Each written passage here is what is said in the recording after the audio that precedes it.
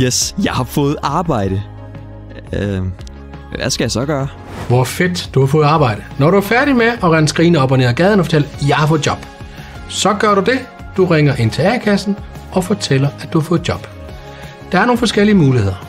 Hvis du er 6 uger inden for at starte arbejde, så kan jobcentret og A-kassen give dig noget, der hedder mindre intensiv indsats. Hvis du nu skal starte arbejde i morgen eller i overmorgen, så gør du følgende.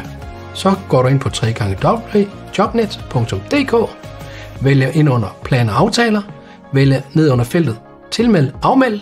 Når du kommer ind til det skærmbillede, som hedder afmelding, så skal du læse grundigt, hvad du skal være opmærksom på, inden du vælger at afmelde dig.